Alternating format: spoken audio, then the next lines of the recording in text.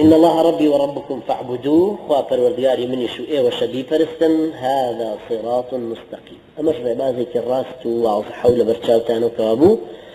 خوا بناسن بي فرستن جرايلي من بكن ربازك وربقرن تشريعي رابردوك هيا أو ذر خالك مهمة كدين أونية خلق آوالي حالي بو كابرا بس بين نوجر طاعة وعبادة إلا مزقوتا كابي الله كيف خويتي إلا دواي نوجك حرام وحلال بكيف خوي داني بكيف خوي حرام أخوا خويت إلا توربونا اشتيتي في حلال إلا توربوني اشترا اشتيتي في حرام دواي لي باش جزريتو أو ستانا نيه براستين شنك الإسلام مجالي تشريع بدليلك كقرآن وحديثي في غمر صلى الله عليه وسلم هروها أصول كان يتري أصولي فقه دياريان كردو أما بانغوازي سيدنا عيسى بالتأكيد كأم بانغوازة أكاك وملكي سرسخ مكري ليكن فعلي ليكن هرچن أو معجزانا خاتك الشاو مناوراتي كزوري برانبرة بلغ سيدنا عيسى هروكو پیغمبر كاني تر صبر بلينا سريان بوشيويا پاشان ورده أنصار كاني أو بانغواز أنصاري بانغوازكي أو بيوستة جدا ببن ولا يفتري ليرة شيء فرمه فلما أحس عيسى منهم الكفر قال من أنصاري إلى الله كعيسى هستي بيكر إتر أوان كفري بواحيان لي ودركوتوا ودجايتي بيام دينكي أكن بيوز بو إتر صفا كان جدا كاتو بيوز بو بيام بلا من أنصاري إلى الله شيء أو كخي لا ينقري من برو خوا بو بيامي خواوستي بو جدا ببن ولا يكري چونك پیغمبرێک بە تەنیا با معصومیشە با وحی خوای گەورەشی لەگەڵا پێویستی بە ئەتباعەکانی هەیە بۆی سەریخەن ئەگەر پێغمبەر صلی الله عليه وسلم محەممەد عليه الصلاة والسلام ئەو سەحابیە بەڕێزانە پشتگیریان نەکردایە عەهد و بەیعەتیان پێ نەدایە کە سەریەخەن چۆن ئەیتوانی ئەو پەیامە بگەێنێ لەبەرەوە دیسان لێرەشا ضروریە چونکە کە خوای گەورە ئەفەرمێ هو الذي أيدك بنصره وبالمؤمنين خوايا كتوي سرخستوه بسر كوتنكي خويو مسلمان كانوا أتباع كانوا كنقلتويان كوابوين سقوباش خواي پروردگاري تواني أم پیغمبر عزيزي خوي كخوشويستي خويتي وقد بناوي يا محمد بانجينا كردو هر فرميتي يا أيها الرسول يا أيها النبي خوي تواني سريخا ونشي الله وهم عذابنا راحتي للرقاية بتشجع عليه الصلاة والسلام بەڵام ئەی بۆچی پێویستی بەوە کردووە بۆ ئەوەی ببێ بە سنەتی ژیان سنەتی گۆڕانکاری چۆن لە گەردوونە ئەو سنەتانەی کە هەن بۆ مسلمان و کافر وەکو یەکن ئاگر دەستی بە دەستنوێژی تۆش ئەسووتێنێ دەستی بە دەستی ئینجیلێکی مشریکیش ئەسووتێنێ ئەو دەستەشکە پەیامێکی ئیلحادی هەڵگرت و هەرەی سووتێنێ ئەمە سنەتی کەونین دیسان سنەتی گۆڕانکاری کۆمەڵ ولن تجد لسنة الله تبديلا ولن تجد لسنة الله تحويلا علاقات با سبب مسبب وهي مقدمات نتائج وهي شير رنجي داوة نتيجة رنجك ورقري مسلمانك دانشتو تواكل بخوي هر دانشتو لخوار رزاق رسمان دا نابع بهمتي كشي لقلاتك أبي أخذ بالأسباب كشكا بوي خواي قول الرزقي بدا أجنا خلقاني كزور شيء مسلماني شنو أمر لدرسه لبروا ربطي نيواني مقدمة ونتيجة كشكي وسرنجام كرؤدا فيوصيك علاقيك كونية ديسان علاقي بإيماني مسلمان ونية همان شيء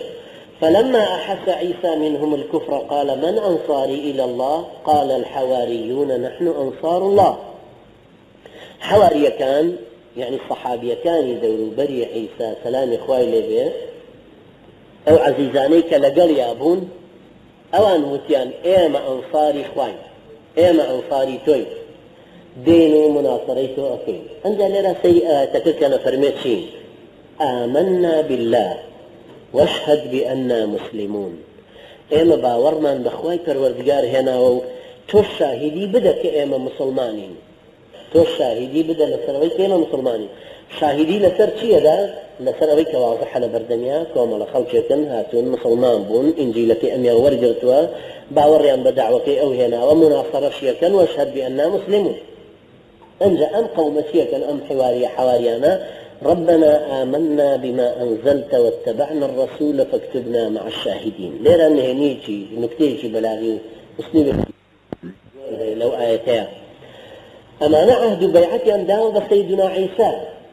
كشي لها من كاتالين ربنا آمنا بما أنزل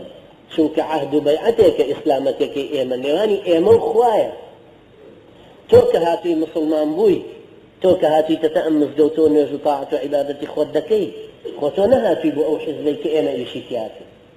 تۆ هاتووی باوەڕت بەو ئیسلامە هێناوە و عهد و بەیعەتت لەگەڵ خوای خۆت بەستووە ربنا آمنا بما أنزلت واتبعنا الرسول فاكتبنا مع الشاهدين خوايا إيمان من بوهنا وكتو ناردوتە بتە خوارەوە شوێن پێغەمبەرەکەش کەوتوین فاكتبنا مع الشاهدين تۆش لە ڕیزی شاهیدەکانە حسابمان بکە چەند جاری تریش وەکو بیرخستنەوە باسی ئەوم کردووە دوو جاریش لە خوتبەیە باسی شاهید و شەهیدم کردووە ئەگەر خوای گەورە ڕەحمان پێ بکا بەحسێکم بە عەرەبی بەدەستەوەیە لەسەر شاهید و شەهید لە قورئانە ئەگەر خوای گەورە ڕەحمان پێ بکا بیکەینە کتێبێک بالنسبة الشاهدة وكاسم فاعل شهيدية شين وهاء والدال حرف أصلي كلمة كان معنى ثانيا بمعنى حضر فمن شهد منكم الشهر فليصم هل هذا معناه رأى فليشهد عذابهما طائفة من المؤمنين بقى ما دبونتان بمن بينينتان علمتان لا درس بلسر أوصافي من كبون بعالم بو أوصافا مكلفا بتعليم بإخبار بإعلام بتبيان كوظيفي جوهني الداعية ومعناه سيمشوارني شهيدين كأيو أن إعلام إخبارتان كردوائي أنجا إقرارك وشهد شاهد من أهلها إن كان قميصه قد من دبر كإقرار كان معناه تين جما دو معناه تري شهيدة ديتا فيشه كقضاوة حكم دانا شهد الله أنه لا إله إلا هو والملائكة وأولو العلم قائما بالقسط أم شاهدي دانتو يبجر شاهدي أدي اسم فاعل بما شاهد وكو علين كاتب وكو علين حامل طبعا ما قال إيشي كل هالقرتن بو بردوام علين حمال قصاب نجار حداد لو صيغيك كيوتر فعال صيغيت لي شيء وكو فعيل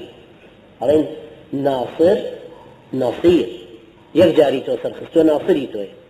زوري تو سرخستو پشگیری کردوی بو بنصيري تو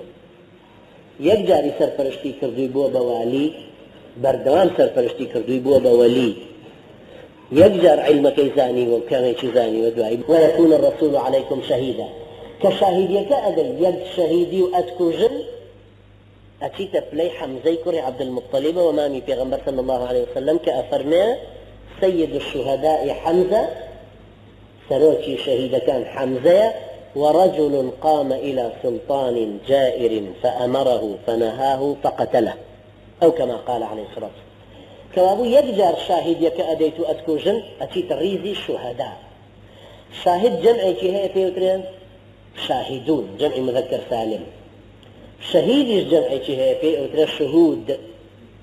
كتي بهردوشيان جمعي كي تريان بيوترين جمع قلة بيوترين الشهداء